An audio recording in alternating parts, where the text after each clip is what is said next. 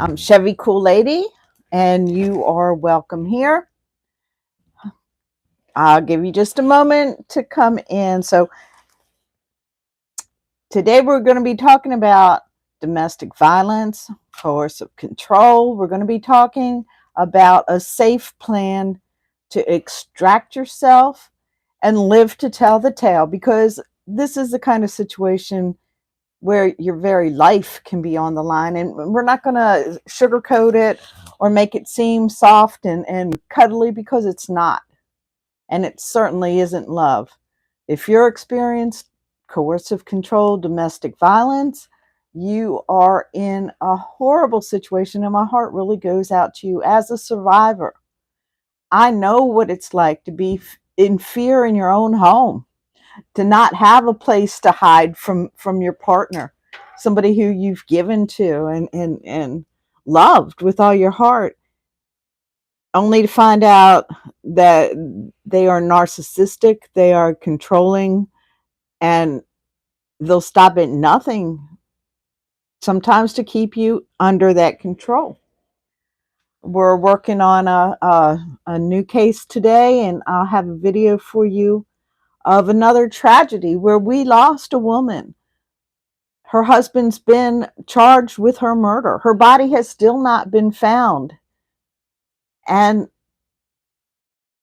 Lord knows, if there's something I can do to help one person be encouraged to extract themselves from that type of situation, if there's one piece of advice that might flow along the line and reach those ears, then we're going to have this hard discussion, and we're going to keep discussing it every day until domestic violence is stopped, till the punishment is so severe that those perpetrating these crimes against mainly women, but children and men as well, are stopped, so that the punishment will put these people where they belong, in cages like animals. I have strong feelings, and I hope you do too, because people's lives are on the line.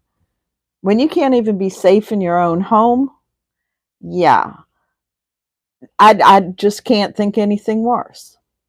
There's nowhere to run. There's nowhere to hide. They follow you. They trap you in the bathroom. They'll beat you. In some cases, they'll do whatever. They'll stop you from leaving, stop you from accessing help. So you need to take this time while you're clear-headed to come up with a plan. And I'm going to help you today, because Chevy Cool Lady hates domestic violence. And I'm here to empower you, as I say, and give you tools for the toolbox. It's up to you to pick them up, to write them down, to put your plan in a safe place where your abuser cannot access this information, to share this information with someone you trust. You have to find somebody. You have to document this so that you can have evidence to present your case should it come to court. Unfortunately, we have cases like the Micah Francis case, where she did such a good job documenting the abuse she was suffering at the hands of John Paul Miller and his little band of flying monkeys. So the so-called church, I call it a cult, where she was isolated. She was really mocked, even from the pulpit. I mean, she wrote the stuff down. She had video recordings, so many that many of us who have been following this case feel like we know her. And she did such a good job, but that case had a tragic end. She lost her life. This case is Susan in Texas. She lost her life. And it's all because of domestic violence. So come on in. We're going to have this conversation. And if you need to take notes, take notes. I will be putting a link in the description, as well as another video on the subject for you, for your help. Y'all mean the world to me. Hi, Barbara. Come on in. Thank you for sharing your day with me. And God is so powerful and so good, and he does not like abuse. I know he does not. And it's my firm belief and experience that you need the protection of the Father in order to get out of these situations. And I don't know how somebody even can live through it without God, and it's like we spread the good news of the Lord here on my channel because God's so intertwined with me that I don't know where he stops and where I begin. And a lot of my information that I just start out is given news information does turn, into something some people would say is religious. And if you can't handle it, you don't like God, then, you probably won't like my channel. But if you love the Lord and you want to do good and see good happen for yourself and for other people, then that's what Chevy Cool Lady is about. It's spreading tools for the toolbox so that we can live better lives. Hi, Dakota. Come on in. Daki, y'all are welcome. Thank you for joining me today. Grab you a cup of coffee. I'm going to share some notes with you guys. I've been studying for this, and I want to give you some good information. So I have some hot tea, and please join me.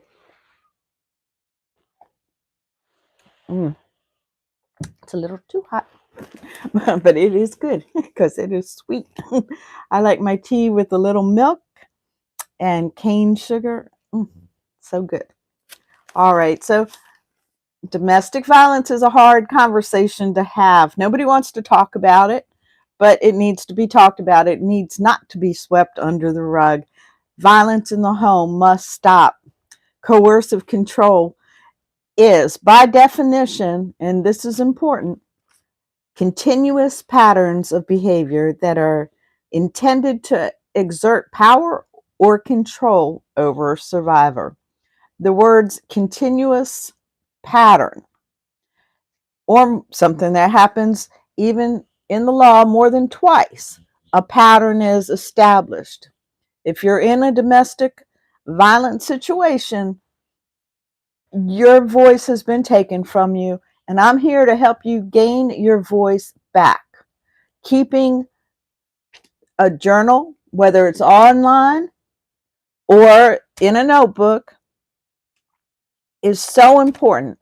A journal with time, times, places, and people involved, people who might be witnesses. If you have video or pictorial evidence to include with the episodes that happen, it's just so important. I can't even stress it enough, because a lot of times, because your voice has been taken, the voice of the narcissist is the voice that's predominant and a lot of times very convincing, both to strangers, the courts, police, and also your friends and your family who they've shared intimate knowledge of you with, to use against you, planting seeds of discord, like saying you're crazy or you overreact or how you do this and you do that.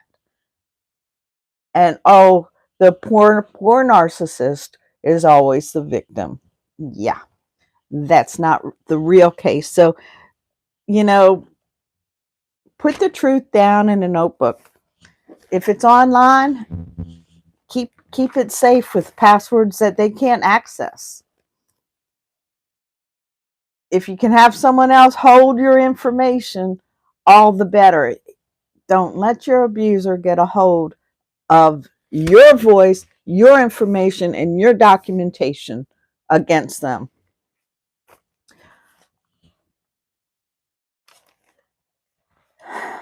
Coercive control, we're talking about. These behaviors deprive survivors of their independence and can make them feel isolated or scared. Tactics: isolation and fear, used to control the victim of domestic violence. It's just not fair and it's not right. This can have a serious impact on the survivor's day-to-day life. It can interfere with their ability to earn a living or take care of their children, it can impact their ability to think, because when your voice is taken, your critical thought, your analytical thought is also taken. Sometimes you're forced into situations that you would not be in. I understand this. Sometimes you're forced into taking drugs, or getting into sexual situations that don't have anything to do with you. You don't want this kind of lifestyle, but you're being controlled by a manipulative and malignant narcissist. And it's very difficult to come out. So this is the conversation we're having today. Maybe it's yourself, maybe it's some.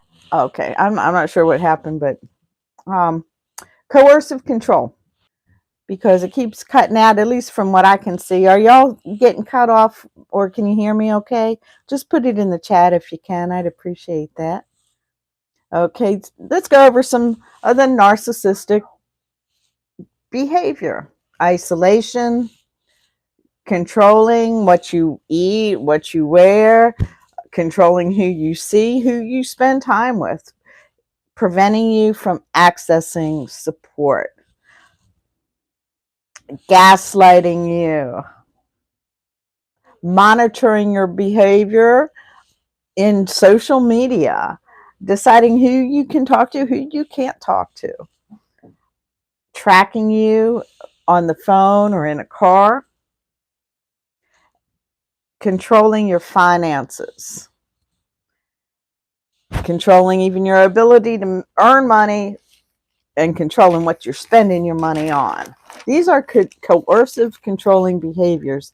This is not just a one-time just whim that your abuser is having. This is a pattern, and it's important to document it. Being emotionally or physically threatening to you. Are they threatening to lock you up? Oh, my abuser used to say he'd put me in jail so that I couldn't have any other friends, and I'd look forward to seeing him come to see me. And I'm like, if you put me in jail, I'm never going to see you, But that in his mind was the solution of controlling me. A lot of times threatening to lock you in mental institutions, and sometimes actually doing it, like we saw in the Micah Francis case. She was repeatedly threatened and controlled through the mental health system that should have been there to help her. That's a whole nother story. Threatening to disclose information about you publicly, humiliating or degrading you in public, repeatedly pulling you down, making you feel fearful or scared if you're not compliant. Here's a helpline. Please write this down if you need it. You can reach them by phone, you can reach them by text. There's an emergency little cutoff where it just will allow you to escape out of that website immediately with no if you need to get out of it quick. They've allowed for this. There's also an online safety plan that you can take a few minutes and fill out. It'll have contact numbers, emergency numbers, people you can contact if you're in a bad situation, things that you might not be able to think of right off the hand if you are in a bad situation. It's good to have a plan, have it worked out, have it mapped out. You can print it out or store it online. You can give it to a friend. You can have a pocket size card with just your emergency numbers. You can tuck in your wallet, because a lot of times when you're dealing with coercive controllers, they like to break your phone. It's a big thing. That's like one of the classic moves. If you can have a second phone, a burner phone, something tucked in your trunk, I don't know, somewhere, do that with your numbers pre-programmed in there. Whatever you can do to make yourself safe while you're in a safe place, this is the time to take the action. Don't put it off. Don't think I'll do that, or this won't happen again. That was last weekend. He promised me. he won't do that again. Well, yes, he will. If you did it once, if you did it twice, you got a pattern.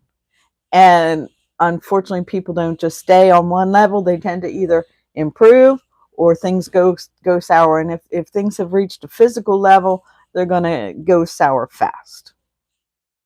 Statistically, it's a bad situation. So that the helpline number with tools to help you stay safe is 800-799-7233. Again, that's 1-800-799-SAFE, SAFE. You can also text the word begin, BEGIN, to 88788. You can just store that in your phone, 88788. These are tools online to help you create a personalized plan with specifics relating to your private life.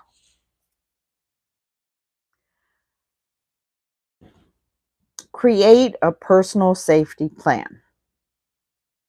There's a wide variety of ways you can do it,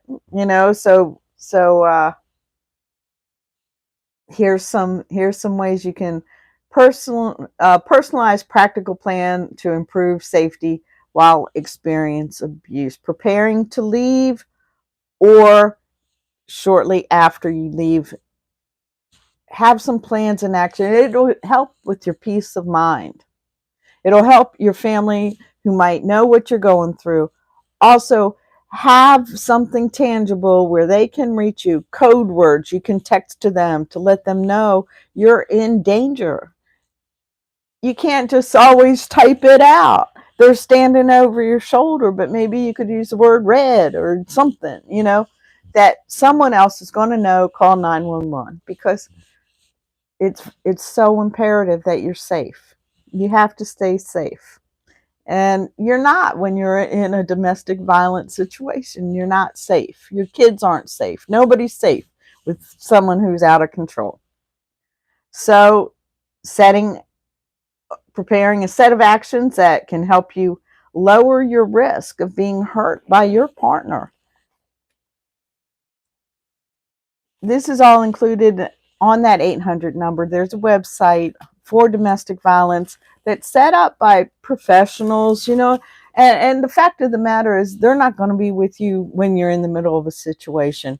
Your friends and family are usually not with you because one of the prime tactics of this type of personality is to isolate you, have you completely dependent on them, not have money or access to anything, maybe not have a car, or not have your own set of keys anyway. They'll also have a key.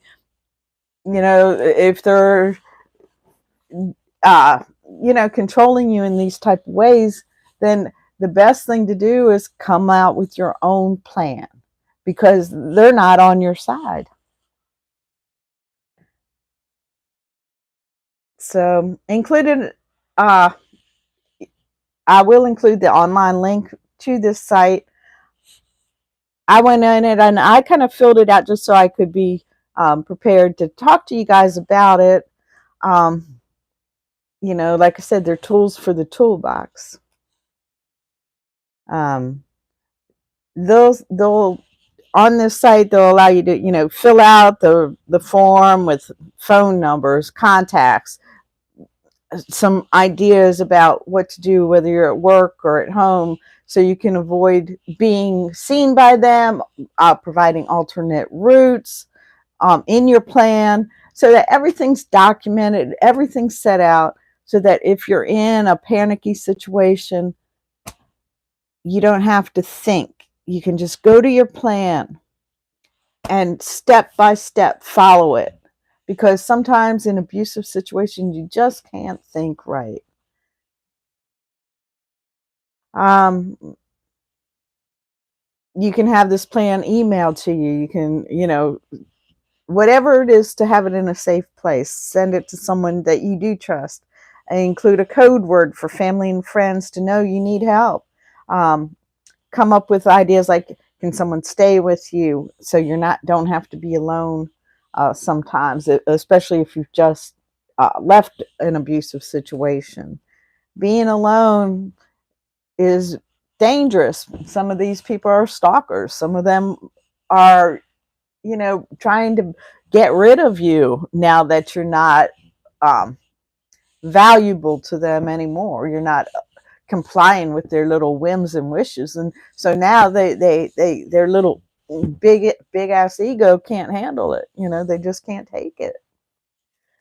So being alone can be very dangerous. So, in your plan, who can you call to be with you in these type of panicky situations? And if you or your friend or family member of a surviving abuse victim, they need your ear. They need you to be available to them. They need somebody to contact in the middle of the night to pick them up, possibly. We as people on the outside need to avail ourselves to be helpful. The law just so many times lets people down that are in these situations. If you're familiar with the Micah Francis case, you see how many 911 calls were made by both parties, and she never got the help that she needed. She didn't survive, but her memories here to provide us with the cautionary tale, yes, to provide action in the future that the cops can rely on when the legislator passes to prevent this type of coercive control and abuse from being imposed on partners. But we don't want your story to be tragic.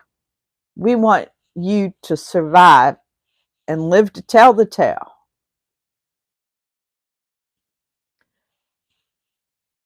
I'm here to say everything will be all right.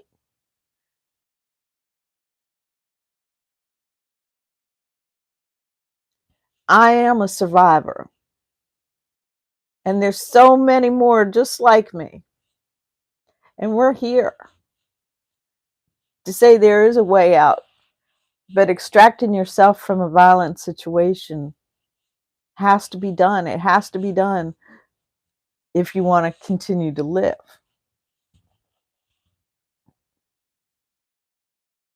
I'm not trying just to spread fear. It's a fearful situation.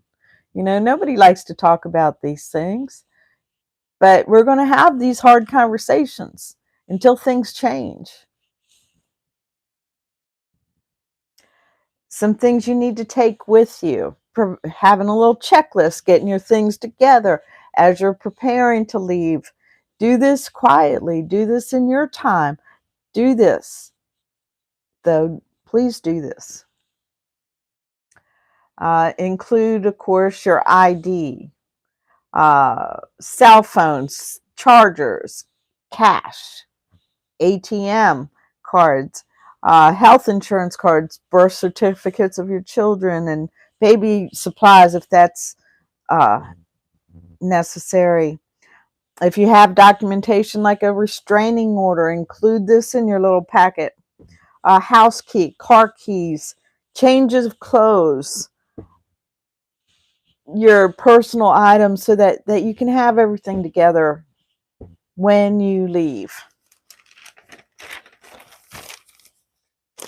If you need to avoid seeing your partner on the way or to or from work or school, is there an alternate route you can take? Maybe a way to get where you need to go without him knowing it. It's just something to consider. Have you told anyone at work? Have you told anyone at school what you're going through? It's very important not to tell everybody. Choose very carefully who you confide in. Things can get turned around if you tell the wrong people, and things can make its way back to your abuser's ears as well. And I don't want that to happen to you. But it is important for people to know. It is important to use your voice and let people know what you're going through. Document. Take photo evidence and videos if possible. Get police reports. Everything that you can do that's substantial to support your case. It's so important. So many of us, we've been in these situations and we didn't want anyone to know. It's embarrassing, you know.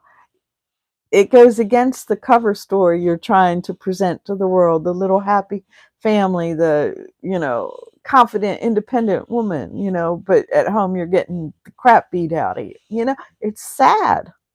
It's sad. And because of the secrecy, so many people end up in even worse situations or end up losing their life. And people on the outside will be like, "What happened? I thought you guys were happy." Yeah, because you only saw the image. You didn't know what was really going on. But be very careful who you share your story with. Try to avoid being alone, especially in transitional phases. It's very dangerous. It's statistically a very dangerous time. And you need to keep your eyes open. You need to keep your head on a pivot at this particular time in your life. And I know that it's so sketchy to live this way, but sometimes you just have to pop into your survival mode and get through what you need to get through to get to the other side. Do you have someone who can pick you up if you're left stranded, or you need a ride in the middle of the night, or at some type of hour? Who can you call? Include this in your plan. That way you can just look at the number. It's right there. You don't have to think. When your blood pressure's up and your adrenaline's raging, you know, it's hard to think clearly, and to have it accessible to yourself helps make your plan of safety go smoother. And this is just some little questions. Has your partner checked? Does he or she check your cell phone on a regular basis, or your social media to see who you're talking to? Have they ever sent you abusive messages? You're going to want to print those out. Have you shared passwords with your partner? Change your passwords if you can. And if you leave, definitely change them to things that he'll never think of or she'll never think of. Protect your information. Does a trusted friend have access to your social media sites? Has your partner ever stolen your identity and used it in messages or social media posts? That's why you might want someone that you trust to have access to your social media accounts. If nothing else, they could probably get in there and at least close them down for you. Do they have access to maybe private photos that you've shared with them? These are often used against the victim. We saw that in the Micah Francis case, to threaten someone with cyberbullying and posting, embarrassing photos. That's just so mean. If you leave with your partner, let somebody know. Let somebody know.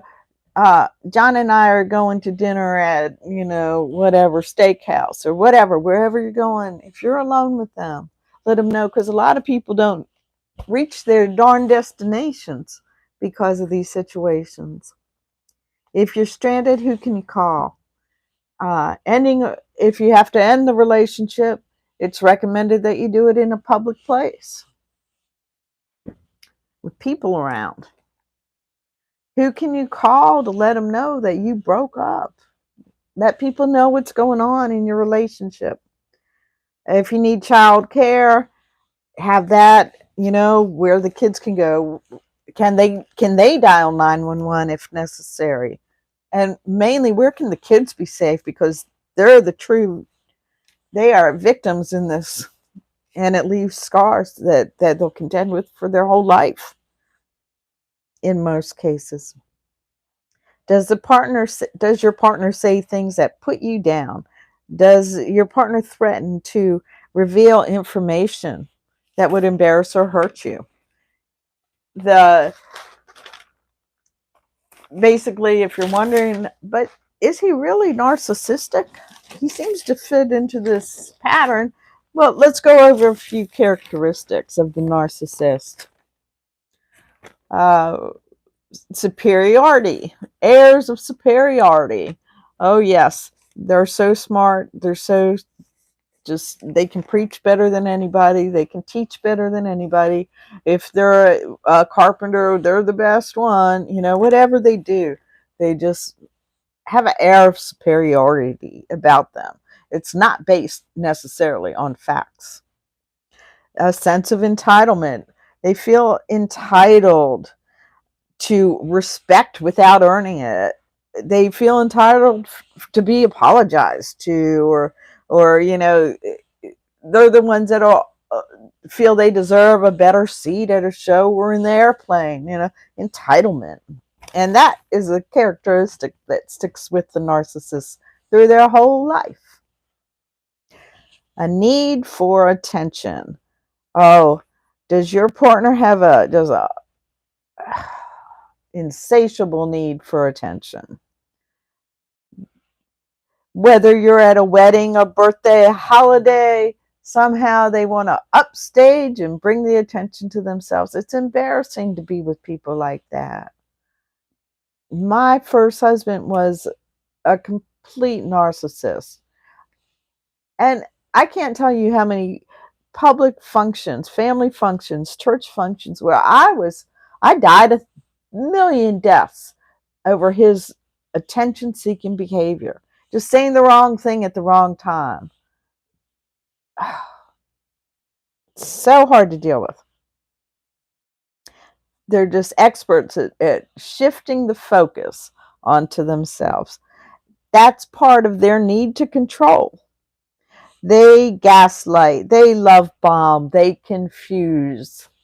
Why? Because they have a facade to protect. Yeah, deep inside, they're insecure little cowards, but on the outside, they're professional, or they're, you know, whatever they think they are. And they will lie, cheat, and steal to keep that fake image up.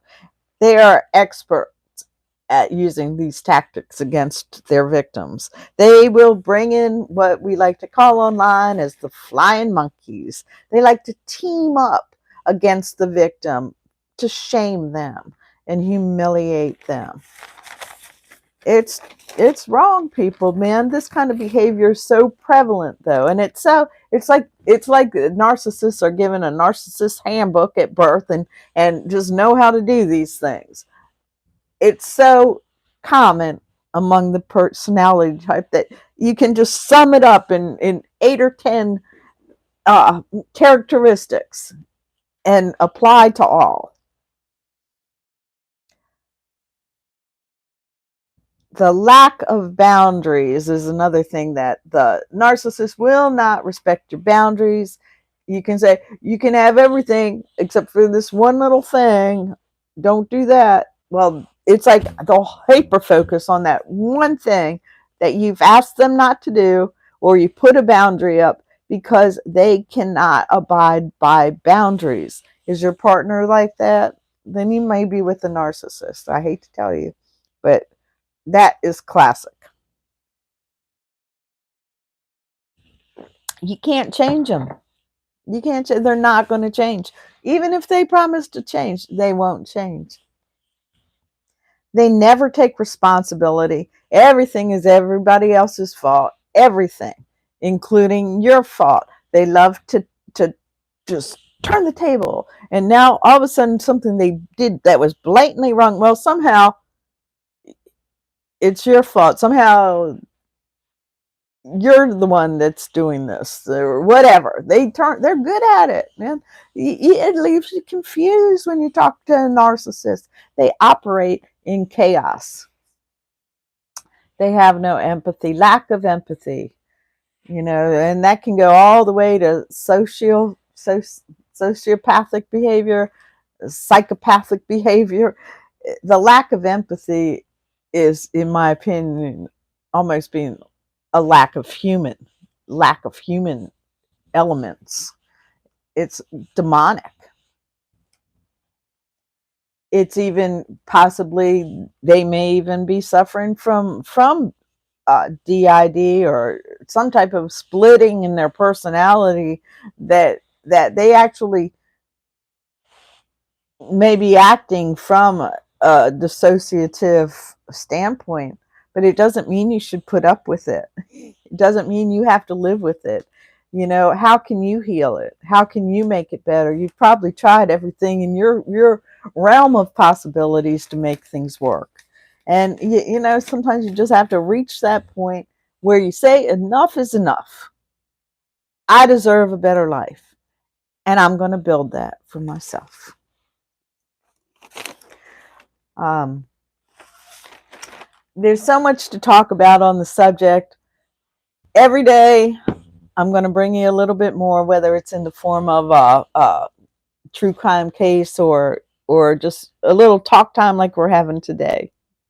Thank you so much for joining me. I really appreciate y'all. This is Chevy Cool Lady, and it's a safe place to discuss outside the box ideas. We're talking today about narcissistic control, domestic violence, abuse.